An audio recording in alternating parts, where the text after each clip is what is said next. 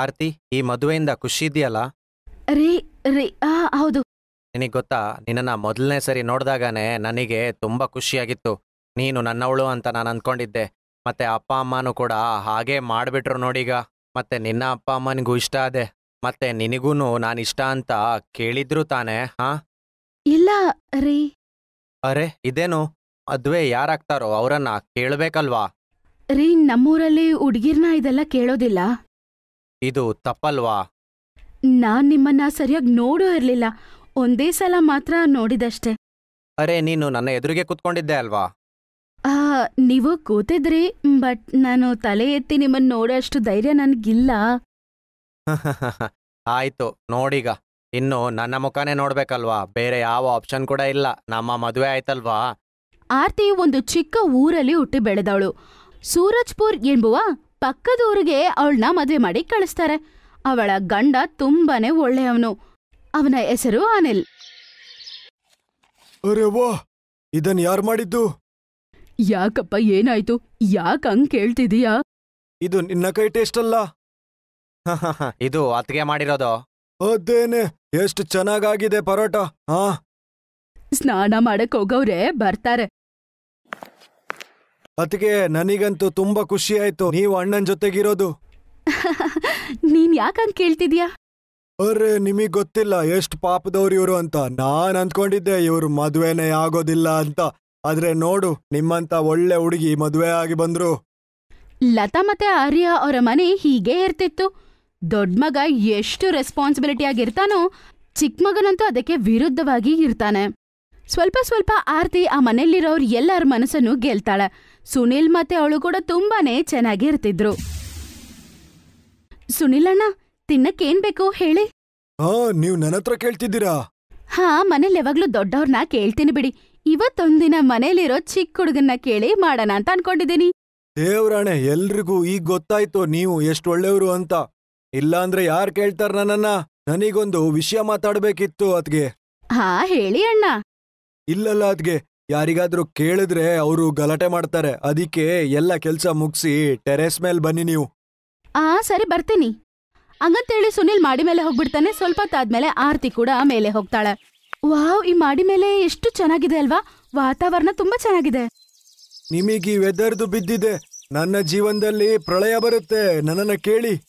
ನಂಗೇನ್ ಅರ್ಥ ಆಗ್ತಿಲ್ಲ ಅಣ್ಣ. ಅದ್ಗೆ ಕಮಲಾಪುರ್ ಅನ್ನೋ ಊರಿನ ಹುಡುಗಿ ರಿತು ಇದ್ದಾಳೆ. ನಾನು ಅವಳನ್ನ ಲವ್ ಮಾಡ್ತಿದ್ದೀನಿ. ಅರೇ, ಏನ್ ಮಾತಾಡ್ತಿದ್ದೀರಾ ಅಣ್ಣ ನೀವು? ಲವ್ ಮ್ಯಾರೇಜ್ ಮಾಡ್ಕೋತೀರಾ? Love marriage? ಹೌದದ್ಗೆ.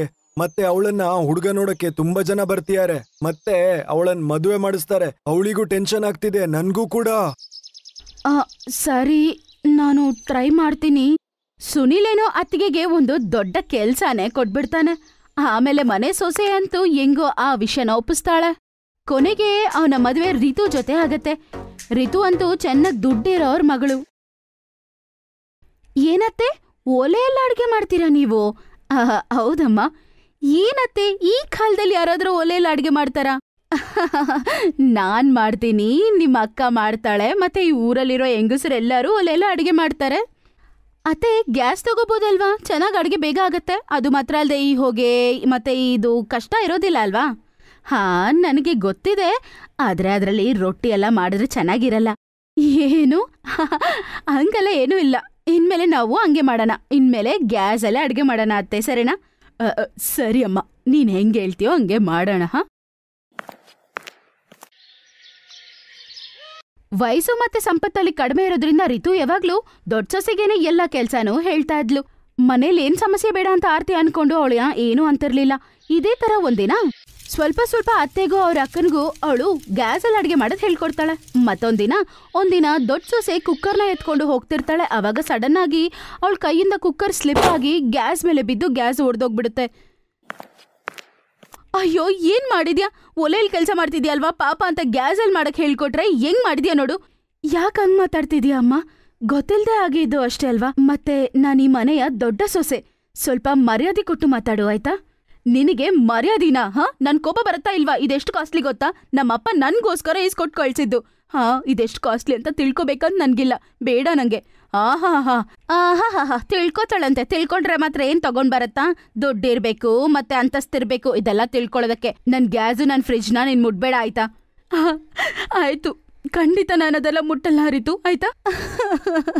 ಪಾಪ ಅವಳು ತುಂಬಾನೇ ಹರ್ಟ್ ಆಗಿರ್ತಾಳೆ, ಆದ್ರೂ ಅವಳು ಏನೂ ಮಾತಾಡೋದಿಲ್ಲ. ಆಮೇಲೆ ಸಾಯಂಕಾಲ ಆದ ನಂತರ ಅವರ ಗಂಡ ಮನೆಗೆ ಬರ್ತಾರೆ. ಆಗ ಅವ್ರ ಗಂಡನ ಕರ್ಕೊಂಡು ಹೋಗ್ತಾಳೆ ಮತ್ತೆ ನಡೆದ ವಿಷಯವನ್ನು ಹೇಳ್ತಾಳೆ. ಇದು ತುಂಬಾ ತಪ್ಪಾಗಿದೆ ನಿನ್ ಜೊತೆ, ನಾನು ಅಪ್ಪ ಅಮ್ಮನ ಹತ್ರ ಮಾತಾಡ್ತೀನಿ. ಇಲ್ಲ ರೀ, ಬಿಡ್ರಿ. ಅತ್ತೆ ಪೂರ್ತಿಯಾಗಿ ಅವಳ ಮಾತನ್ನೇ ನಂಬ್ತಾರೆ. ಮತ್ತೆ ಅವಳಿಗೂ ದುಡ್ಡಿದೆ ಅಂತ ಅಹಂಕಾರ ಬೇರೆ ಅಷ್ಟೇ. ಇನ್ಮೇಲೆ ಇಲ್ಲೇ ನಾನು ಅಡುಗೆ ಮಾಡ್ತೀನಿ, ನಾವಿಬ್ರು ಇಲ್ಲೇ ತಿನ್ನೋಣ ರೀ, ಆಯ್ತಾ? ಸರಿ ಆರ್ತಿ, ನೀನ್ ಏನ್ ಹೇಳ್ತೀಯ ಅದನ್ನೇ ಮಾಡೋಣ. ಆಯ್ತಾ? 2 ದಿನ ಮಳೆ ಬರ್ತಾನೆ ಇರುತ್ತೆ, ಮಳೆ ನಿಲ್ಲೋದೇ ಇಲ್ಲ. ಅದರ ಕಾರಣ ಪೂರ್ತಿ ಊರೆಲ್ಲ ಈ ನೀರು ತುಂಬೋಗ್ಬಿಟ್ಟಿರುತ್ತೆ. ನೋಡ್ತಿದ್ದಂಗ್ಲೆ ಈ ಮಳೆ ಪ್ರವಾಹ ಆಗ್ಬಿಡುತ್ತೆ. ಅರೇ ರಿತು, ಇಲ್ಲಿ ನೋಡು, ಪೂರ್ತಿಯಾಗಿ ಮಳೆ ನೀರ್ ಬಂದ್ಬಿಟ್ಟಿದೆ. ಹೌದತ್ತೆ, ಏನ್ ಮಾಡೋದು ಅರ್ಥ ಆಗ್ತಿಲ್ಲ ಅಲ್ವಾ? ಮೊದಲು ಕಿಚನ್ ಇಂದ ಹೋಗಿರುವ ಗ್ಯಾಸ್ ಅನ್ನ ಎತ್ಕೊಂಡೋಗಿ ಮೇಲೆ ಇಟ್ಬಿಡೋಣ, ಅವಳ ಕಿಚನ್ ಅಲ್ಲಿ ಇಡೋಣ. ಅವಳು ದೊಡ್ಡ ಸೊಸೆ ಏನು ಅನ್ನೋದಿಲ್ಲ, ಅರ್ಥ ಆಯ್ತಾ? ಮೊದ್ಲ ಕೆಲ್ಸ ಮಾಡು. ಭಯ ಪಟ್ಕೊಂಡು ಅವಳು ಗ್ಯಾಸ್ ಅನ್ನ ಕೂಡ ಅಲ್ಲೇ ಬಿಟ್ಬಿಡ್ತಾಳೆ. ಆಮೇಲೆ ಪ್ರಾಣ ಕಾಪಾಡ್ಕೊಳ್ಳೋಕೆ ಮೇಲೆ ಹೊಡ್ತಾಳೆ. ಆಮೇಲೆ ಅಲ್ಲಿ ನೋಡಿದ್ರೆ ಪೂರ್ತಿ ಕುಟುಂಬ ದೊಡ್ಡ ಸೊಸೆಯ ಕಿಚನ್ ಅಲ್ಲಿ ನಿಂತಿರ್ತಾರೆ. ಮಳೆಯಲ್ಲೇ ನಿಂತಿರ್ತಾಳೆ. ಆದ್ರೆ ಆರ್ತಿಯ ಕಿಚನ್ ಒಳಗಡೆ ಬರಕ್ಕೆ ಅವಳಿಗೆ ಧೈರ್ಯ ಇಲ್ಲ. ಜಗಳ ಮಾಡ್ಬೇಕಂದ್ರೆ ಆಮೇಲೆ ಮಾಡ್ಕೋಬಹುದು. ಬನ್ನಿ, ಇವಾಗ ಮಳೆಯಲ್ಲಿ ನಿಂತಿದ್ರೆ ಮತ್ತೆ ಮೈ ಹುಷಾರಿಲ್ದೆ ಆಗತ್ತೆ.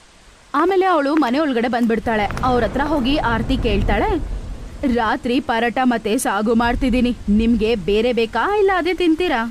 ಆರ್ತಿಯ ಮಾತು ಕೇಳಿದ ತಕ್ಷಣ ಅವಳಿಗೆ ಪಾಪ ಕಣ್ಣಲ್ಲಿ ನೀರೇ ಬಂದ್ಬಿಡುತ್ತೆ.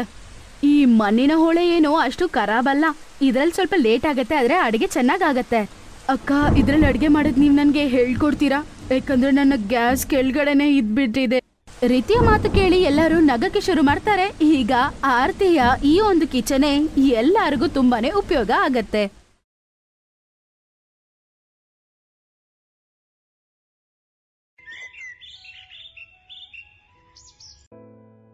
ಅಮ್ಮ, ಬೇಗ ತಗೋಬಾ, ತುಂಬಾ ಹಶ್ವಾಗ್ತಾ ಇದೆ. ಹೌದಮ್ಮ, ಬೇಗ ತಗೋಬಾ, ಹೊಟ್ಟೆಲಿ ಇಲ್ಲಿ ಓಡ್ತಾ ಇದೆ. ಬರ್ತಾ ಇದ್ದೀನಿ. ದಿನ ಪೂರ್ತಿ ನನ್ನ ಪ್ರಾಣ ತೆಗಿಯೋದೇ ನಿಮ್ ಕೆಲ್ಸ. ಅರೆ ಅಮ್ಮ, ಏನಕ್ಕಮ್ಮ ಕಷ್ಟಪಡ್ತೀಯಾ? ಅಣ್ಣಂಗ್ ಮದ್ವೆ ಆದ್ರೆ ಅದಕ್ಕೆ ಬರ್ತಾರೆ, ಆಮೇಲೆ ನಿಂಗೆ ತುಂಬಾ ಆರಾಮ್ ಸಿಗುತ್ತೆ. ಹೌದಾ? ಅದಕ್ಕೆ ಏನಕ್ಕೆ? ನೀ ಮದ್ವೆ ಆಗಲ್ವಾ? ಒಳ್ಳೆ ಹುಡುಗಿ ಸಿಕ್ಕಿದ್ರೆ ನಾನು ಮದ್ವೆ ಆಗ್ತೀನಿ. ಮೊದ್ಲು ನೀವ್ ಮಾಡ್ಕೊಳ್ಳಿ. ನಾನು ನೋಡ್ತೀನಿ ಸೊಸೆ ಎಂದ್ರು ಬಂದ್ಮೇಲೆ ನೀವ್ ಅವ್ರಿಗೆ ಎಷ್ಟು ಕೆಲ್ಸ ಕೊಡ್ತೀರಾ ಅಂತ. ಹಂಗಂದ ಅವ್ರ ಅಮ್ಮ ಹೇಳ್ತಾ ನಡ್ಕೊಂಡ್ ಬರ್ತಿರ್ತಾರೆ. ಮಕ್ಕಳದನ್ನ ಕೇಳಿ ನಗ್ತಾ ಇರ್ತಾರೆ. ಆಮೇಲೆ ಮಕ್ಕಳಿಬ್ರು ತುಂಬಾ ರುಚಿಯಾಗಿದೆ ಅಂತ ಹೇಳ್ತಾ ತುಂಬಾ ಎಂಜಾಯ್ ಮಾಡ್ತಾ ತಿಂತಾರೆ. ಮತ್ತೆ ಸರಿ, ಇನ್ನೊಂದು ವಿಷಯ ಅಮ್ಮ, ನಿನ್ ಕೈ ರುಚಿ ಇದೆಯಲ್ಲ, ಅದೆಲ್ಲೂ ಸಿಗಲ್ಲ. ಸರಿ ಆಯ್ತು ಬಿಡು, ನಿಮ್ಮ ಹೆಂಡ್ತೀರ್ ಬಂದ್ಮೇಲೆ ಹೇಳ್ತೀನಿ ಯಾರ್ ಅಡ್ಗೆ ಮಾಡೋದ್ ಚೆನ್ನಾಗಿದೆ ಅಂತ ಕೇಳ್ತೀನಿ ನಿಮ್ಮನ್ನ. ವಾಮ, ಏನ್ ಮಾತ್ ಹೇಳ್ದೆ? ಓಯ್, ಸುಮ್ನೆ ಊಟ ಮಾಡು. ಜಾಸ್ತಿ ಮಾತಾಡಿದ್ರೆ ನಿನ್ ಮದ್ವೆ ಮೊದ್ಲು ಮಾಡಿಸ್ತೀನಿ. ಅವ್ರ ಸುಶೀಲ್ ಹೇಳಿರೋ ಮಾತನ್ನ ಕೇಳಿ ಅವ್ರ ಅತ್ತೆ ಯೋಚನೆ ಮಾಡಕ್ ಶುರು ಮಾಡ್ತಾಳೆ. ನಿನ್ ಐಡಿಯಾ ಏನು ಚೆನ್ನಾಗಿದೆ ಕಣೋ. ಅಂದ್ರೆ ಏನ್ ಐಡಿಯಾ ಅಮ್ಮ? ಅನಿಲ್ಗೆ ಕೂಡ ಇವಾಗ ಮದ್ವೆ ವಯಸ್ಸೇನೋ ಬಂದಾಯ್ತು. ಅದು ಅಲ್ದೆ ಚೆನ್ನಾಗ್ ಸಂಪಾದನೆ ಮಾಡ್ತಾನೆ. ಒಂದೇ ಸಲ ಇಬ್ಬರಿಗೂ ಮದ್ವೆ ಮಾಡ್ಬಿಟ್ರೆ ಚೆನ್ನಾಗಿರುತ್ತೆ. ಅರೆ, ಈ ಮಾತು ಇಲ್ಲಿಂದ ಬಂತು? ಅಣ್ಣಂಗೆ ಮದುವೆ ಮಾತು ಆಗ್ತಾ ಇದೆ, ಅವರಿಗೆ ಮಾಡಿಸ್ಬೇಕು. ನನ್ನ ಇದಕ್ಕೆ ಸೇರಿಸ್ಬೇಡಿ. ಮತ್ತೆ ನಾನು ಕೇಳ್ಪಟ್ಟೆ. ಏನ್ ಕೇಳ್ಪಟ್ಟೆ? ನಾನು ಕೇಳ್ಪಟ್ಟೆ ಏನಂದ್ರೆ, ತಮ್ಮನ ಮೇಲೆ ಪ್ರೀತಿ ಜಾಸ್ತಿ ಇದ್ರೆ ಅವರು ಗಂಡ ಆಗೋದಿಲ್ಲ. ಒಂದ್ಸತಿ ಅದಕ್ಕೆ ಬಂದ್ರೇನೆ ಕುಟುಂಬ ಅನ್ನೋದು ಬೆಳೆಯುತ್ತೆ. ಏನಮ್ಮ? ಅದೇಂಗ್ ನಡೆಯುತ್ತೆ? ನಾನಿದೀನಲ್ವಾ, ಎಲ್ಲಾನು ನಾನ್ ನೋಡ್ಕೋತೀನಿ. ಹುಮಾಗೆ ಈ ತಲೆಯಲ್ಲಿರ್ಲಿಲ್ಲ. ಆದ್ರೆ ತುಂಬಾ ದಿನ ಯೋಚನೆ ಮಾಡಿದ ನಂತರ ಅವಳು ಡಿಸೈಡ್ ಮಾಡಿ ಇಬ್ಬರು ಮಕ್ಕಳಿಗೂ ಒಂದೇ ಸಲ ಮದ್ವೆ ಮಾಡ್ತಾಳೆ.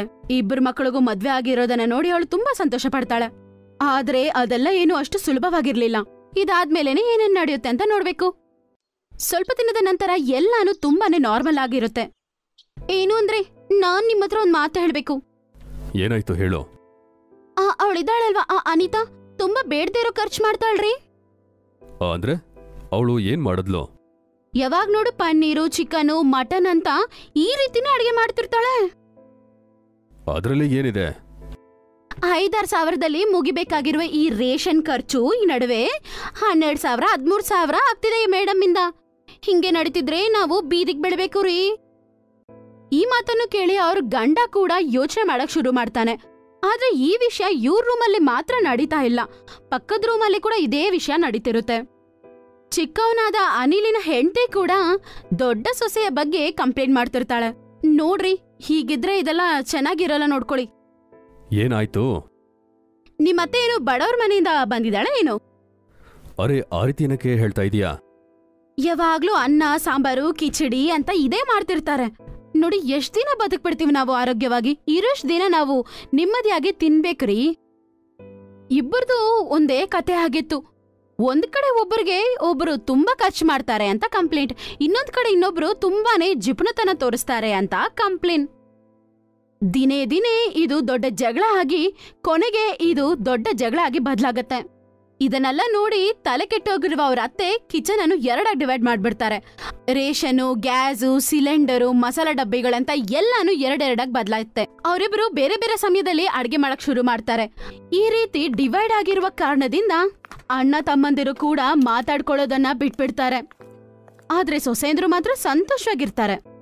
ಇವಾಗೆಲ್ಲ ಚೆನ್ನಾಗಿದಪ್ಪ, ಏನ್ ಬೇಕಾದ್ರೂ ತಿನ್ಬೋದು, ಯಾರಿಗೂ ಆನ್ಸರ್ ಮಾಡಂಗಿಲ್ಲ. ಒಳ್ಳೇದಾಯ್ತು, ಬೇಡ್ದಿರೋದನ್ನೆಲ್ಲ ತಿಂದು ಹೊಟ್ಟೆ ಖರಾಬ್ ಆಗತ್ತಲ್ವಾ, ಆವಾಗ ಗೊತ್ತಾಗತ್ತವ್ರಿಗೆ. ಉಮಾಗೆ ಪಾಪ ತುಂಬಾನೇ ಬೇಜಾರಾಗ್ಬಿಡುತ್ತೆ. ಇದನ್ನೆಲ್ಲ ಹೆಂಗ್ ನಾರ್ಮಲ್ ಆಗಿ ಬದಲಾಯಿಸೋದು, ಡಿವೈಡ್ ಆಗಿರೋ ಕಿಚನ್ನ ಹೆಂಗ್ ಒಂದಾಗ್ ಮಾಡೋದು ಅಂತ ಯೋಚನೆ ಮಾಡ್ತಿರ್ತಾಳೆ. ಆಗ ಅವಳಿಗೆ ಸಡನ್ ಆಗಿ ಒಂದು ಐಡಿಯಾ ಬರುತ್ತೆ. ಕಿಚನ್ ಅಲ್ಲಿ ಯಾರೋ ಇಲ್ದೆ ಸಮಯದಲ್ಲಿ ಅವ್ರ ಅತ್ತೆ ಕಿಚನ್ ಒಳಗಡೆ ಹೋಗಿ ಅನಿತನ ಡಬ್ಬದಲ್ಲಿ ಅಲ್ಲಿಟ್ಟಿರುವ ಹಿಟ್ಟನ್ನ ತಗೊಂಡ್ಬಿಡ್ತಾರೆ. ಟೈಮ್ ನೋಡ್ಕೊಂಡು ಅನಿತನ ಸಿಲಿಂಡರ್ನ ಕೂಡ ಓಪನ್ ಮಾಡಿ ವಿಂಡೋ ಕಡೆಗೆ ಎಲ್ಲಾ ಗ್ಯಾಸ್ನ ಬಿಟ್ಬಿಡ್ತಾರೆ. ದಿನಾ ಉಮಾ ಹೀಗೆ ಮಾಡ್ತಿದ್ಲು. ಒಂದಿನ ದಾಲ್ ತೆಗೆದ್ಬಿಡ್ತಿದ್ರು, ಒಂದಿನ ಅಕ್ಕಿ ತೆಗೆದ್ಬಿಡ್ತಿದ್ರು. ಅದರಿಂದ ಅವ್ರಿಬ್ಬರಿಗೂ ಪಾಪ ತುಂಬಾನೇ ರೇಷನ್ ಕಡಿಮೆ ಆಗ್ತಿತ್ತು. ಅವರ ಗಂಡಂದಿರಿಗೂ ಕೂಡ ಖರ್ಚು ಕೂಡ ಹೆಚ್ಚಾಗ್ಬಿಡ್ತಿತ್ತು. ಅರೆ ಅನಿತಾ, ಅಷ್ಟು ದುಡ್ಡು ಇಲ್ಲಿಂದ ತರ್ಲಿ? ಹೌದು, ನೀನ್ ಏನ್ ಮಾಡ್ತೀಯ ಹಂಗೆ? ತಿಂಗಳು ರೇಷನು 15 ದಿನದಲ್ಲಿ ಮುಗಿಯತ್ತಾ? ಸರಿ ಸರಿ ಬಿಡು, ಅಮ್ಮನೇ ಕಿಚನ್ ನೋಡ್ಕೊಳ್ಳಿ, ನಿನ್ನಿಂದ ಆಗಲ್ಲ. ಮನೆಯಲ್ಲಿರುವ ಇನ್ನೊಂದು ರೂಮಲ್ಲಿ ಕೂಡ ಅದೇ ಪರಿಸ್ಥಿತಿ. ಗಂಜಿ ಬೇಳೆ ಸಾರು ತಿಂದು ತಿಂದು ನಂಗೆ ಸುಸ್ತಾಗ್ಬಿಟ್ಟಿದೆ. ಅದು ಮಾತ್ರ ಅಲ್ಲದೆ ರೇಷನು ಇಷ್ಟು ಬೇಗ ಖಾಲಿ ಆಗತ್ತಾ? ಹೇಳು. ಸಿಲಿಂಡರ್ ಮೇಲೆ ಸಿಲಿಂಡರ್ ಹಾಕ್ತಾ ಇದ್ದೀನಿ, ಸಾಕು, ಜಾಸ್ತಿ ಆಯ್ತು. ನೀನು ನಿಮ್ಮ ಅಮ್ಮನ ಮನೆಗೆ ಹೋಗ್ಬಿಡು. ಇಲ್ಲಿ ಒಂದ್ ಕಿಚನ್ ಮಾತ್ರ ಇರುತ್ತೆ, ಅದು ಕೂಡ ನಮ್ಮಮ್ಮ ನಡೆಸ್ತಾಳೆ, ಅರ್ಥ ಆಯ್ತಾ? ಉಮನ ಐಡಿಯಾ ಚೆನ್ನಾಗ್ ವರ್ಕ್ ಆಗತ್ತೆ. ಅವರಿಬ್ರಿಗೂ ಏನ್ ನಡೀತಂತ ಅರ್ಥ ಆಗಿಲ್ಲ, ಆದ್ರೆ ಸೋತೋಗಿದ್ದಾರೆ ಅಂತ ಅವರಿಬ್ರು ಒಪ್ಕೊಂಡು ಸಾರಿ ಹೇಳ್ಕೋತಾರೆ. ಯಾಕಂದ್ರೆ ಅವರಿಬ್ರು ಒಬ್ರನ್ನೊಬ್ರು ಇನ್ಸಲ್ಟ್ ಏನೋ ಮಾಡ್ಕೋತಿದ್ರು, ಆದ್ರೆ ಅವ್ರ ಗಂಡಂದಿರ ಹತ್ರ ಕೋಪ ಮಾಡ್ಕೊಂಡ್ ಜಗಳ ಮಾಡೋದು ಅವ್ರಿಗಿಷ್ಟ ಇಲ್ಲ. ಮತ್ತೆ ಈ ರೀತಿ ಉಮಾಯನ ಮನೆಯಲ್ಲಿ ಸಂತೋಷ ತುಂಬ್ಕೊಂಡ್ಬಿಡುತ್ತೆ. ಮತ್ತೆ ಇಬ್ರು ಸೊಸೆಯಂದ್ರು ಸೇರಿ ಒಂದೇ ಅಡಿಗೆ ಮನೆಯಲ್ಲಿ ಜಾಲಿಯಾಗಿ ಅಡಿಗೆ ಮಾಡ್ತಾರೆ. Best Buddies. Hello friends. Thanks for watching this video. अगर आपको ये वीडियो पसंद आया है तो प्लीज लाइक, सब्सक्राइब, कमेंट्स करें इस वीडियो पर और हाँ, शेयर करना भी ना भूलें। और भी मजेदार वीडियो देखने के लिए नीचे दिए गए बेल आइकॉन को दबाएं। देखते रहिए बेस्ट बडीज।